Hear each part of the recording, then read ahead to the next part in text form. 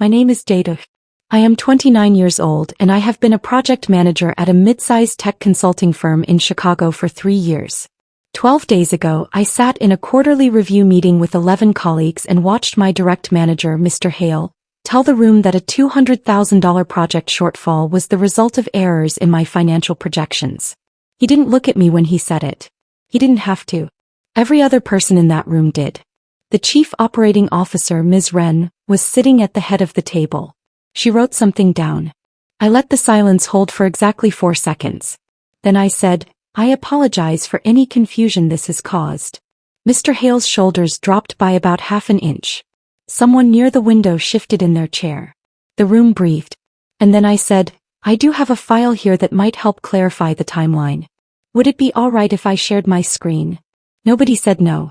I opened my laptop connected to the room's display and pulled up the document that Mr. Hale believed, completely and incorrectly, that I did not have. The apology was the last thing anyone in that room remembered. I had been at the firm 3 years.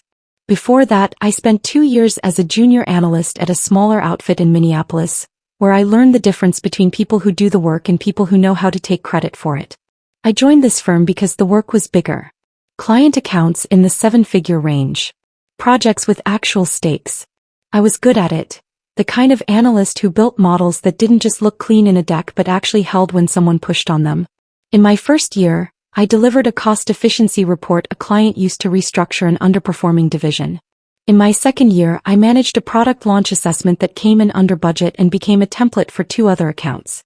In my third year, I was assigned to the Meridian account, the firm's largest active client, and was told by Mr. Hale himself that my performance on it would determine whether I was ready for the senior manager track. The Meridian project was 18 months of work. It was the reason I was in that meeting room. And it was the reason Mr. Hale had spent the previous 2 weeks quietly making sure that if anything went wrong, my name was already attached to the part that had. Mr. Hale had been with the firm for 11 years. He was 44, well-dressed, and had a particular skill I had taken too long to recognize for what it was. He knew how to be present at the right moments. In meetings with leadership, he summarized the team's work in ways that kept his name at the center and the contributors vague. My team built a model. We flagged the risk. Never, Jade built this. Never a specific name when a general one would do. I noticed it in my first month but put it down to management style. Some people lead with their team. Some lead with themselves. By my second year, I understood it was deliberate. He curated what leadership saw, what they attributed, and which names they associated with quality. His name was always in the room when results were celebrated. And he had another pattern I had only recently identified. When projects ran into problems, the framing shifted. We had an issue with the analysis became, there was an error in the numbers. And somehow by the time it reached the executive floor, the error had an owner. It was never his name attached to it. It was always someone from his team. The Meridian account was a market entry assessment for a healthcare technology company. They wanted to know whether expanding into 3 new regional markets was financially viable over a 5-year horizon. I built the model from scratch. Revenue projections across all 3 regions. Cost structures for each market entry. Risk-adjusted return scenarios with sensitivity analysis built in. It took 11 weeks of primary data gathering, 6 rounds of revision, and 3 late Friday sessions where I stayed past 9 to finalize the assumptions. My recommendation, submitted to Mr. Hale on the 14th of March, was clear. 1 region showed strong viability. The second was viable with a modified cost structure. The third was a risk. I recommended proceeding with the first 2 and deferring the third pending further data. Mr. Hale reviewed my recommendation on the 15th. On the 17th, he submitted the project plan to the Meridian executive team. I did not see what he submitted until 3 weeks later, when I accessed the shared document to check formatting before the client presentation. The recommendation in the final document was different from the one I had written. All 3 regions had been approved for simultaneous entry, including the third, the one I had specifically recommended against. I found the change by accident. I was updating a table in the appendix when I noticed something felt off in the numbers on page 7. The projections for the third region were higher than I remembered. I scrolled back and found the paragraph where my risk warning had been.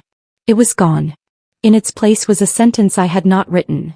Regional Market 3 presents a compelling growth opportunity consistent with Meridian's 5-year targets. I sat back in my chair. Then I did something I had never thought to do before. I clicked on the document's version history. Every edit was logged. Every user. Every timestamp. My original recommendation had been in the document as of March 14th at 11:42 p.m., the last time I had saved it before sending it to Mr. Hale for review. At 9:17 a.m. on March 16th, a new version had been saved. The editor was listed as Mr. Hale. He had removed my risk assessment for the third region. He had replaced it with his own language recommending full concurrent entry. He had then submitted that version to the Meridian executive team as the final analysis. Under my project name. With my formatting. Without telling me. I did not confront Mr. Hale. Not that day and not the days that followed. I needed to understand what I was dealing with before I moved. So I kept the version history screenshot on my personal drive and went back to work. 6 days later, a colleague named Fatima stopped at my desk just before lunch. "Today's quarterly review," she said quietly. "You know what it's really about, right?" I looked at her. "The Meridian rollout into the third region is already behind target," she said. "The numbers are off by almost $200,000. Leadership has been asking questions for 2 weeks." She paused. "Mr. Hale has been in 3 closed-door meetings with HR and finance this week. Someone told me he's been framing it as a projection error." She looked at me steadily. "Your projection error." Something moved through my chest. Not panic. Something colder. "One more thing," Fatima said. "The senior manager promotion panel is part of today's meeting agenda. The decision was supposed to go in your favor. 3 people told me you were the name." She stood up. "Whatever you're going to do," she said, "do it tonight." She walked away. I sat very still. This was the meeting that was supposed to change my career. He had turned it into the meeting designed to end it. I went home that evening and sat at my kitchen table with my laptop open for 4 hours. The version history was only the beginning. When I looked more carefully, I found that Mr. Hale had made not 1 change but 7. He had altered 3 projection tables, removed 2 risk paragraphs, and changed the overall recommendation from phased entry with caution to full concurrent entry. Every single change moved the document away from what I had written and toward a more aggressive strategy. A strategy. The one the Meridian executive team had been pushing for. The one I had specifically modeled and determined was financially premature. But the version history showed edits. It didn't show what had changed in detail. So I went back further. I pulled the PDF I had sent Mr. Hale on March 14th. The final version of my original recommendation, saved in my sent folder. I placed it side by side with the version he had submitted to the client. 7 sections were different. Every difference moved the risk away from his decision and toward the project. And now, apparently, from the project directly to me. I had my original. I had the version history. I had a comparison document that made the differences impossible to misread. I built the file until 2 in the morning. By midnight, I had organized everything into a single clearly labeled presentation. Page 1. My original recommendation, dated and time-stamped, showing my explicit advice against simultaneous entry into the third region. Page 2. The version history screenshot from the firm's document platform, showing Mr. Hale's edit session on March 16th, 1 day after I sent him my recommendation. Page 3. A side-by-side comparison. My language in the left column. His replacement language in the right column. 7 differences. Color-coded. Page 4. The Meridian executive team's response email dated March 18th, confirming receipt of the updated recommendation, a version I had never seen before it was submitted. Page 5. The internal project brief Mr. Hale had distributed to the team on March 19th, describing the market entry strategy as a collaborative leadership decision. I had kept every email. I had never deleted anything. 3 years of working under a man who moved quietly had made me careful without me fully understanding why. That habit had just become the most important decision of my career. I sent the completed file to my personal email at 1:47 in the morning. Then I saved it to a USB drive and placed it in my jacket pocket. Whatever happened in that room, I would be ready. I arrived at the office at 7:50 the next morning. The quarterly review was at 10. I had 2 hours. I made coffee. I reviewed the file once more. I checked the USB opened correctly on my work laptop. I made sure the comparison document displayed cleanly on the projector format. Widescreen, clear font, readable from the back of a 12-person conference room. Then I did something I had not planned until that morning. I wrote a brief email to Ms. Wren's assistant, requesting that 5 minutes be added to the agenda for a documentation review related to the Meridian account. I kept the language neutral. I have materials relevant to the timeline discussion that may be useful for the full team.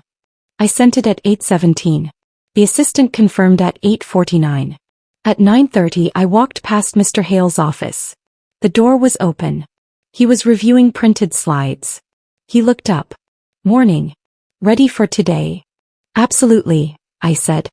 He nodded and looked back at his papers. He believed this was a routine quarterly update where a problem would be discussed, a name attached to it, and his own record would remain clean. He had no idea what was in my jacket pocket. The meeting room was the largest one on the 4th floor. The long mahogany table, the built-in display screen, and windows looking out over the city. 12 people. Department heads and senior team leads. Mr. Hale at one end. Ms. Wren at the other. She had flown in from the New York office specifically for the quarterly cycle.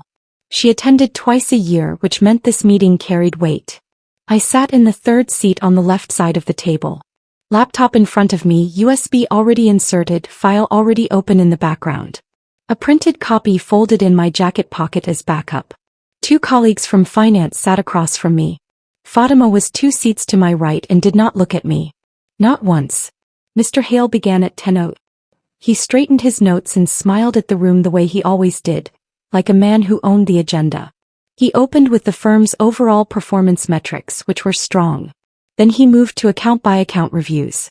When he reached Meridian, he clicked to a new slide. The slide read, Meridian, Q2 performance, variance from target.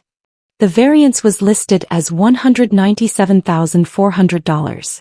Ms. Wren looked up from her notes. The room shifted slightly, and Mr. Hale began to explain. He spoke for 4 minutes and 31 seconds. I counted. He described the Meridian market entry in careful, measured terms. Execution. Market conditions. The aggressive timeline the client had requested. Then he said, the core issue comes down to the original projections for the third regional market. The numbers that drove the decision to include it in the concurrent entry plan were overstated. The risk buffer was insufficient. He paused. These projections came from the project's lead analyst. He turned and looked directly at me. Jade had full ownership of the financial modeling on this account, he said. The recommendation to proceed with all 3 markets simultaneously was based on her analysis. The room was completely still. 12 people. 11 of them looking at me. Ms. Wren wrote something on her notepad. I felt heat move into my face. Not shame, something harder than that. Anger traveling up through my chest and stopping just behind my eyes. The particular recognizable feeling of being handed something heavy in front of a room full of people and being expected to carry it as if it were yours, as if you had always been carrying it. I breathed in slowly. I waited 4 seconds. Then I said, I apologize for any confusion this has caused. The apology did exactly what I needed it to do. Mr. Hale relaxed. I watched it happen. The line of his shoulders dropped, the set of his jaw loosened. He had expected pushback. He had expected me to stumble into a denial or worse, make a scene. The clean apology landed like a confirmation. Someone in finance made a small note on their pad. Ms. Wren was still looking at me, but her expression had shifted from sharp attention to something more considered. She was watching me the way you watch a person when you're not sure yet what kind of person they are. I let the apology sit for exactly 3 seconds. Then I said, I do have documentation that might help clarify the timeline for everyone. Would it be all right if I shared my screen for a few minutes? That was actually on the agenda, Ms. Wren said. She glanced at Mr. Hale briefly. Please go ahead. His jaw tightened. I reached forward and connected my laptop to the room's display. The screen at the front of the room came on. I opened the file. Every person in that room leaned forward by about 2 inches as the first page appeared. The first thing the room saw was my original recommendation. Date stamped, March 14th. Author, Jade Osei. Final version 11:42 p.m. I gave them 15 seconds to read it. Then I said, "This is the recommendation I submitted to Mr. Hale on the 14th of March. Page 3 contains the specific language regarding the third regional market." I clicked to page 3. The paragraph was highlighted in yellow. I read it aloud. Based on the modeling completed for this analysis, the third regional market presents a materially elevated risk profile relative to available cost structure and current market entry timing. I recommend deferring third region entry by a minimum of 2 quarters pending updated demand data. Simultaneous entry across all 3 markets would require a risk buffer of approximately $180,000 to $220,000 above current projections. I paused. "That paragraph was in the version I sent to Mr. Hale on March 14th, I said. "It is not in the version submitted to the Meridian executive team on March 17th. I moved to page 2. This is the version history from our shared document platform. It shows every edit made to the document after I submitted it. The screen showed the timestamped log. Mr. Hale's name was on the line dated March 16th. I moved to page 3, the comparison document. 2 columns. Left. My language exactly as I had written it. Right. The version submitted to the client. 7 differences. Color-coded in red. I did not need to explain them. The room was already reading. The most significant difference was on line 41. On the left, my language. Concurrent entry into the third region is not recommended at this time. On the right, the submitted version. Concurrent entry into all 3 regions is recommended as the optimal path to Meridian's 5-year targets. The recommendation had been inverted. My explicit warning against the strategy had been replaced with a recommendation for it. Rewritten. Submitted to the client. Under my project name. Without my knowledge. I heard someone shift in their chair. One of the finance analysts made a quiet sound, not quite a word. "The edit on March 16th changed 7 sections of the document," I said. Every change moved the recommendation from a cautious, phased approach to full concurrent entry. That was not the conclusion my analysis supported. I paused. It was a decision made after my analysis was complete and submitted. Mr. Hale was looking at the screen. His face had gone very still. Not calm. Still, the way a person goes still when they realize they have been seen. I moved to page 4. "This is the response email from the Meridian executive team," I said. Dated March 18th. It confirms receipt of the updated recommendation and quotes the new language directly. Ms. Wren leaned forward. She looked at the email on screen. Then she reached into the folder in front of her and pulled out a printed page. She compared them. "I have this email," she said. Her voice was careful and precise. "I received it as part of the account briefing pack." She looked at the screen again. "The language on your page 4 is identical to what I was given." The room was completely silent. "The briefing I received," Ms. Wren continued slowly, described the 3-region concurrent strategy as the team's recommendation. "I based my preliminary approval on that characterization." She looked directly at Mr. Hale. He had no next sentence ready. In 3 years I had never seen him without one. He was the kind of man who always had a reframe, a pivot, something that shifted a room's weight without it noticing.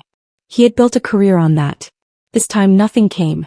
"There was a lot of back and forth on this account," he said finally. The final recommendation reflected team discussions, not just. "There's one more page," I said. I clicked to page 5. Page 5 was the internal brief Mr. Hale had sent to the full team on March 19th, the day after he submitted the edited document to the client. It described the Meridian market entry strategy as a collaborative leadership decision developed in consultation with the project team. I had not been consulted. I had not seen the final version before it went to the client. I had not known the third region was included until I opened the document to check formatting 3 weeks later. Mr. Hale stood up. "I want to clarify something." His voice was controlled but his hands were flat on the table, pressed down like he needed the surface. Jade's original file was a draft. The recommendation evolved through team discussion and client feedback. The final version reflected that. "Can you point to the communication that documents that discussion?" Ms. Wren said. Silence. "Because what I'm looking at," she continued, "is a document showing a specific recommendation made by the analyst, a subsequent edit made by the manager after receiving it, and a final submission that reversed the analyst's conclusion without attribution or notification. She looked at him steadily. Which part of that is the draft? Nobody spoke for a long moment. Mr. Hale was still standing. He had planned to stay standing, I could tell from his posture. But Ms. Wren's question had removed the ground from beneath whatever he'd intended to say next. He sat back down. A department head named Mr. Calder, who managed 3 of the firm's largest accounts and had been silent the entire meeting, turned to look at the screen. He spoke now. When was Jade informed that the 3rd region had been included? She wasn't, Fatima said. Fatima had not been scheduled to speak. She said it the way a person says something they have been holding for too long in a room that finally became safe enough. Every head turned. She found the edit when she was checking the document 3 weeks later, Fatima said. She came and spoke to me that day. She showed me the version history. She looked at me briefly, then back at the table. I thought it was a mistake at first, she said. But then the quarterly meeting was scheduled and his name wasn't attached to the variance. Hers was. The room had completely turned. Not gradually. Not through any single moment. All at once, without any drama, the story in that room changed. Mr. Hale spoke 4 more times before the meeting ended. Each time made it worse. The first attempt was procedural. He suggested the version history could be misread and that the document platform sometimes logged autosave edits as manual changes. He looked at the finance analysts when he said it. Neither of them agreed. The second attempt was strategic. He said the decision to include the 3rd region involved client pressure and that a manager had to balance analyst recommendations against commercial relationships. Ms. Wren asked if he had documented the client pressure in writing. He had not. The third attempt was the worst. He said that junior analysts sometimes don't have full visibility into the commercial context that drives final recommendations. I was the only junior analyst in the room. The head of operations, Ms. Ibarra, had been silent the entire meeting. She looked at Mr. Hale now with the specific expression of someone deciding something that had been building for a long time. The fourth attempt was silence. He stopped trying. And the room moved on without him. The way water moves around something solid, not stopping for it, not asking it to move, just finding the way past and going there. Ms. Wren closed the meeting at 11:44.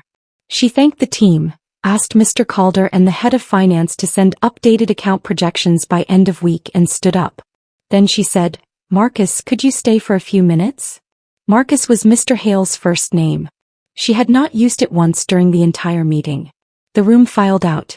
I closed my laptop, slid the USB into my jacket pocket and gathered my things.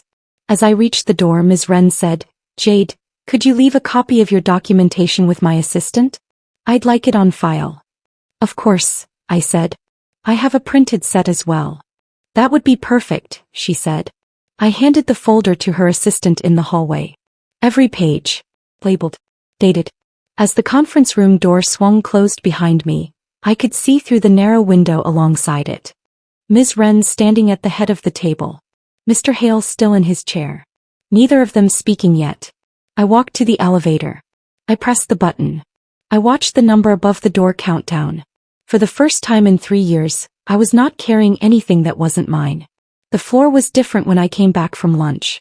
I had left the building for an hour, walked to a coffee place 2 blocks away, sat at a corner table and stayed there until my hands stopped holding my cup quite so tightly. When I returned at 1:15, something had shifted. The glass wall of the HR conference room had its blinds drawn, which they almost never were in the middle of the day. Mr. Hale's office door was closed. His assistant, who usually sat with soft music and both doors open, had everything shut. 2 people from finance made eye contact with me as I walked to my desk. Not the usual passing acknowledgement. Something longer. More deliberate. Fatima appeared at 1:30. Mr. Hale left the building at 12:45, she said. With his laptop bag. He didn't tell anyone where he was going. She paused. Ms. Wren is still in the building. She's been in meetings with HR since noon. I looked at my screen. Are you okay? Fatima asked. I thought about it honestly. Yes, I said. And I meant it fully for the first time in months. Not the version of okay that means you're managing. The version that means the weight you were carrying has finally found the right place to land. HR called me at 2:47. Not to apply pressure. Not to request a meeting where someone would sit across from me with a single printed page and ask me to consider the firm's position. They called to ask if I could share the documentation I had presented that morning with the investigation team. I had a copy ready. I said yes. The investigator I met with was a man named Mr. Okeke, brought in from the firm's external compliance firm. He was precise, quiet, and took notes on everything. I walked him through the version history, the comparison document, and the timeline. I described every interaction with Mr. Hale in the weeks before the quarterly meeting. I described Fatima's warning the day before. I described finding the document edit 3 weeks earlier and choosing to build documentation rather than confront him directly. He asked one question I remembered afterward. "Why didn't you raise this before the meeting?" I said, "Because I wasn't certain anyone would take it seriously without being in the room when it mattered." He wrote that down without expression. He thanked me for my time and said he would be in contact within 5 business days. He was back in touch within 2. Mr. Hale returned to the office 2 days after the quarterly meeting. He walked in at 8:40, earlier than usual. He went directly to his office, put his bag down, sat at his desk. At 9:15 Mr. Okeke arrived with Ms. Wren's deputy from the New York office. They walked to Mr. Hale's office and knocked. The meeting lasted 9 minutes. When the door opened, Mr. Hale came out carrying his laptop. His office phone and access card were on the desk behind him. The deputy picked them up. He walked across the floor toward the elevator. He passed my desk. I was looking at my screen, but I could feel him slow slightly as he passed. The same way you feel a change in pressure before something shifts. He did not stop. He did not speak. The elevator came. He stepped in. The doors closed. His office light was still on. Nobody turned it off for 3 days. I don't know whether that was oversight or whether someone left it on deliberately. Either way, the empty office with the light running said everything that needed to be said about a man who had spent 11 years making sure the room always remembered him. The investigation findings were delivered to me in writing 12 days later. The report confirmed 3 things. First, the version history evidence was authentic and had been validated by the document platform's internal audit log. The edits made on March 16 had been made by Mr. Hale's account and were not autosave artifacts, as he had suggested during the meeting. Second, the comparison between my submitted recommendation and the client-facing version constituted a material misrepresentation of the analysis. My explicit risk warning had been removed and replaced with a recommendation I had not made and would not have made, based on my own modeling. Third, the attribution of the meridian shortfall to errors in my projections, made publicly in front of the firm's COO and 11 colleagues, was factually incorrect. The shortfall resulted directly from a strategy that contradicted my recommendation. The meeting presentation had misrepresented both the source of the decision and the source of the error. Mr. Hale was terminated, effective the date of his suspension. A formal correction was issued to the Meridian client. The firm issued me a written apology. Formally. On letterhead. I read it once. Then I filed it. 3 weeks after the investigation closed, Ms. Wren called me directly. Not through her assistant. She called my desk phone at 9:40 on a Tuesday and said, "Jade, do you have 20 minutes?" I had 20 minutes. We sat in the same conference room. The same mahogany table. The same windows over the city. Completely different energy. She told me the senior manager panel had reconvened. That my name had been the consistent recommendation before the quarterly meeting and remained so after it. That the investigation had validated my work on the Meridian account and the client had specifically requested I continue as lead going forward.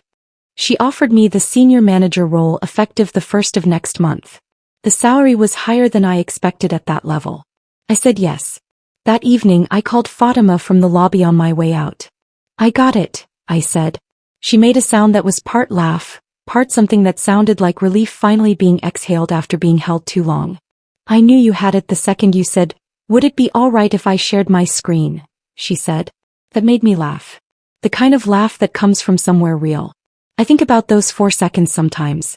The silence after Mr. Hale said my name in front of that room. 4 seconds is nothing in a normal conversation. But in a room with 12 people and a chief operating officer and $197,400 on a slide, 4 seconds is a very long time. I used those 4 seconds. I let the room settle into its assumption. that the apology was the end, that I had accepted what wasn't mine, that this was going the way he had designed it. And then I asked if I could share my screen. The file he thought I didn't have was built at 1 in the morning 2 nights before. It started with a paragraph he had deleted and ended with a side-by-side comparison that made 7 edits impossible to misread in front of 12 people. He had spent weeks building a version of events with my name on his mistake. I spent 2 nights building the document that replaced it with the truth. He chose the wrong person to set up. As I keep everything. Some people will hand you the blame for a decision you warned against, and wait for you to say sorry. The question is, do you apologize and sit down, or do you apologize and open the file?